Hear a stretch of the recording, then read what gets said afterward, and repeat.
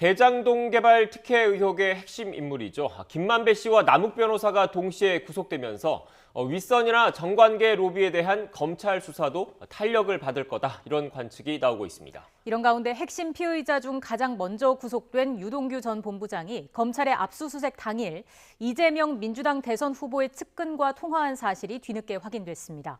검찰청에 나가 있는 취재기자 연결하겠습니다. 김다연 기자. 네, 서울중앙지방검찰청입니다. 네, 먼저 김만배 씨, 두 번의 영장 청구 끝에 결국 구속됐죠. 네, 법원은 오늘 새벽 대장동 의혹의 핵심 인물 김만배 씨와 남욱 변호사에 대해 구속영장을 발부했습니다. 재판부는 이들의 혐의가 소명될 뿐 아니라 증거인멸의 염려가 있다고 영장 발부 사유를 설명했습니다.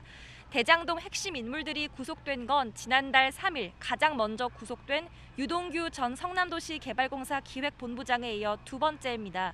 김 씨와 남 변호사는 유 전 본부장과 공모해 공모지침서 작성 등 화천대유 측에 유리하게 대장동 사업을 설계해서 공사에 최소 651억 원 상당의 손해를 끼친 배임 혐의를 받습니다.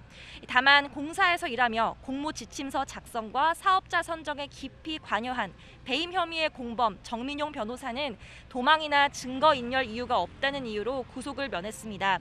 남 변호사에게서 35억 원대 뇌물을 받은 혐의도 적용됐던 정 변호사의 영장이 기각된 건 법원이 검찰의 배임 혐의 입증에 상당 부분 힘을 실어준 거라는 해석이 나옵니다.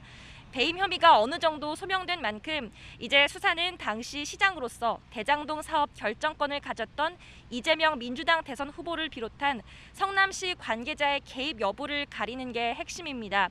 350억 로비설이나 50억 클럽 등 정관계 로비 의혹 수사도 변곡점을 맞게 됐습니다.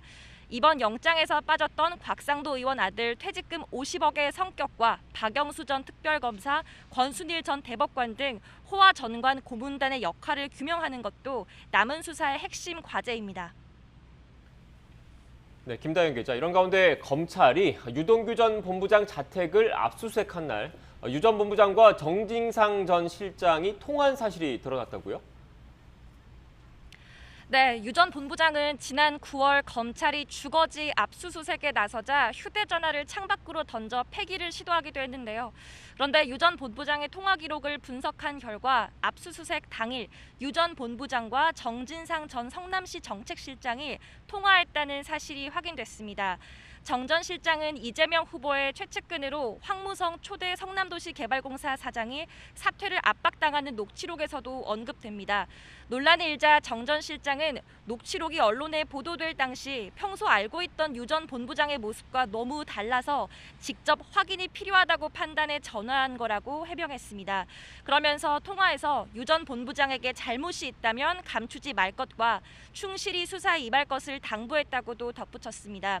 하지만 대장동 의혹과 관련해 입을 맞추거나 내밀한 이야기를 주고받았을 가능성을 배제할 수 없는 만큼 당시 어떤 대화를 주고받았는지도 수사 대상이 됐습니다.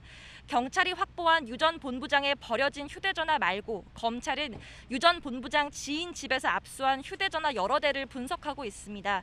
검찰은 누가 언제 사용했던 건지 등을 확인하고 있는데요.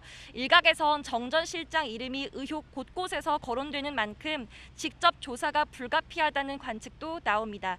지금까지 서울중앙지검에서 YTN 김다연입니다.